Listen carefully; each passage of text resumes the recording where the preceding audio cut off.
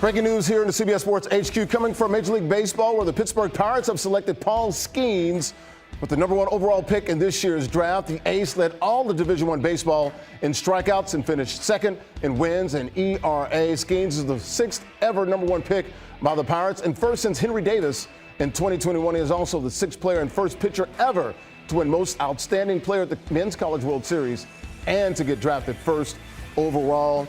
Paul Skenes, man, dominant at LSU. Had a game against Tennessee in the College World Series. 123 pitches, 46 were at 100 miles per hour or better. Had over 200 strikeouts this season.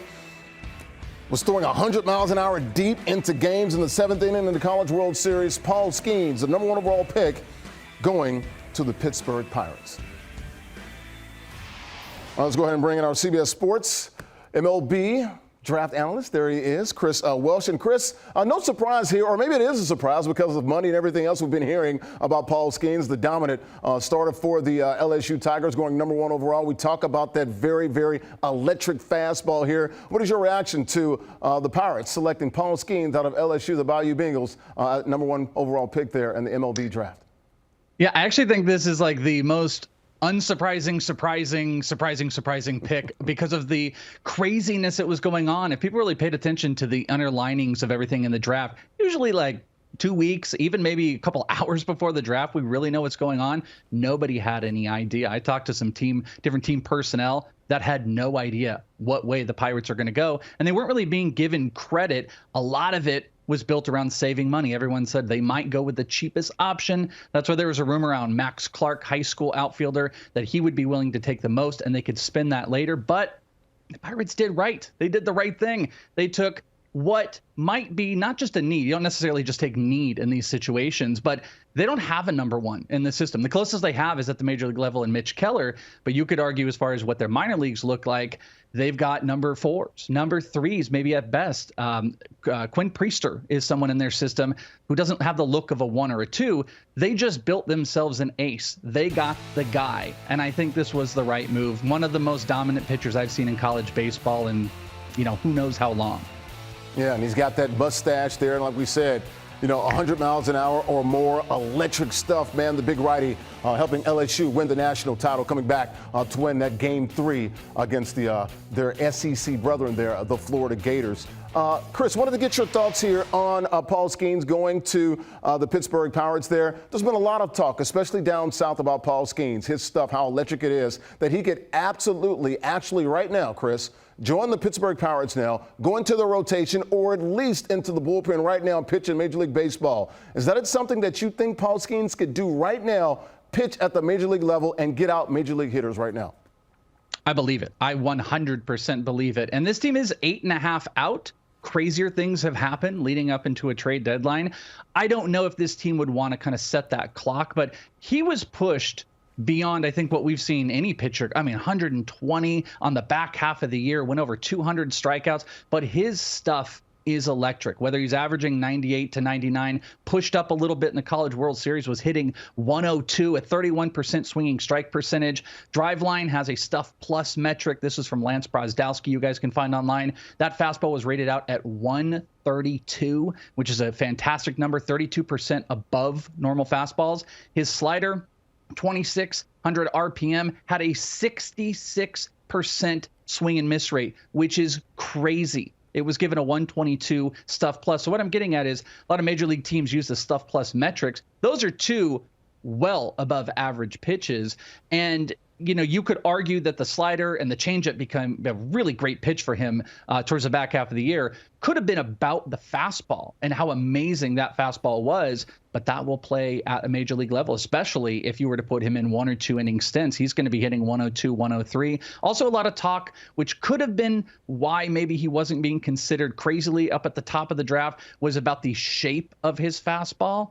But when you're throwing 102 and you can command it at will, it's hard to argue that this guy not only becomes one of the top, maybe the top pitching prospect in the minor leagues, but could help this team tomorrow if they wanted. Chris, I'm with you. 102 is 102. It's like when people talk about the dry heat out in Vegas and Phoenix. Oh, it's 110. It's dry heat. Man, 110, 115 is 110 or 115 when it comes to heat, right? I live in Phoenix. Okay, I live in Phoenix, so I'm experiencing it every moment of the day. I'm out at those complex league games where these minor leaguers, I wouldn't see a guy like Paul Skenes, but it's 115. It's no joke. And 102 is no joke on a fastball. Absolutely. And speaking of the number 2, how about 1-2 punch there for LSU? The Tigers with Dylan Cruz, who could have gone number 1, of course. Way back in 2020, they were talking about how great this guy is. The outfielder there with LSU won the national title. Great eye. Hits for average, great contact, hits for power, barrels up a lot of balls. Chris, he is going to the Nationals. What are your reaction here from Dylan Cruz, who could have gone number 1, goes number 2. First time ever, one school goes 1-2 in the Major League Baseball draft, Chris. It's pretty phenomenal. I would say also the Nationals are not going to be fair in the near future. Recently, they had picked up James Wood and Robert Hassel in a trade, the Juan Soto trade. Now they add who might arguably be this guy, Dylan Cruz, might be the top prospect in all of baseball at the start of next year. He's going to be a top 5. He is an elite athlete who I thought should have gone number 1. When you're looking at EVs, he had 112.8 max EV in college baseball, which is a pretty great number. 110 plus shows raw power. But he had an average exit velocity of 95.7. That's absurd. We don't really see those numbers except from elite hitters in major leagues. Also a 90th percent EV of 109.6, which is crazy. The guy was on base all 71 games for LSU. He hit over 400. He had an almost 20% walk rate.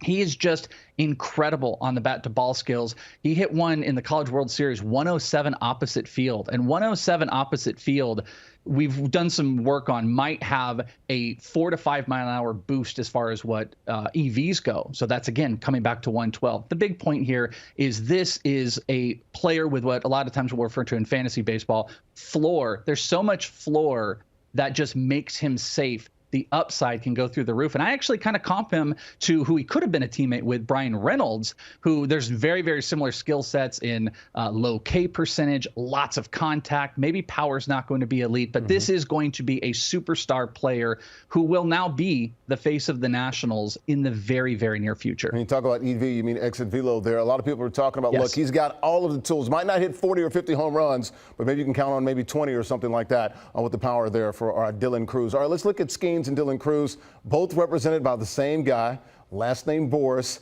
Any issues here when it comes to signability here, Chris? We know the name, we know the situations here. We were hearing about the Pirates, the money they have to spend, allotment and things of that nature. Break this all down. Will these two young men get signed by their respective franchises? Is there an issue if Boris is involved? There could be. It's always in play. But I would say no. It's really funny here because one of the rumors that was going on leading into the draft was Dylan Cruz's number. What did he want? And that was something that they felt maybe the Pirates weren't going to do. And there were some rumors that maybe a few teams lower would be willing to pay that amount. But Boris is smart. He got the accolades. He got the 1 and the 2. There's no chance in my mind that happened, that he would let them go back to school. There had to be an agreement on what the money looks like. Washington already knew they were going to be paying up for Paul Skenes, who I know who they wanted. They end up getting Dylan Cruz. I don't think this is going to happen. Boris is a magician with this stuff. Did it last year, if people recall, with the Kumar Rocker and the Brock Porter situation, where Brock Porter was a first-round talent, ended up falling into the 4th or 5th, I believe, and was paid millions. And Kumar took a decent amount less. There's, in my mind, no issue because this is a mantle for Scott Boris into the near future. And both of these guys, they want to play. They want to get out there now. And again, they could both play in the majors, I think, right now. Yeah, and Max Clark, the outfielder from Franklin High School in Indiana, just went 3rd in the Major League Baseball draft. We'll keep our eye on it here. The first day of the Major League Baseball draft, 2 rounds today. So we'll talk more with you a little bit later. He is Chris Welsh, CBS Sports Major League Baseball draft analyst. Really appreciate you, Chris. Pirates, number 1 overall picks. Like I said, this is their 6th number 1 overall pick. They just took the right-handed pitcher from LSU, Paul Skenes. Back in 2021, we talked about the catcher Henry Davis from Louisville. You see Garrett Cole there, currently pitching with the Yankees. Well, he came up with the Pirates out of UCLA. And go all the way back. Remember Chris Benson, great pitcher there in Clemson, had a pretty good career in Major League Baseball as well in 1996 on this list. We'll see what Paul Skenes can do. Man, that'd be fascinating if he would pitch for LSU in June and turn around and pitch in the major leagues in July or August. or maybe even September for a late call-up. We'll see about that. Paul Skenes, number 1 overall to the Pittsburgh Pirates.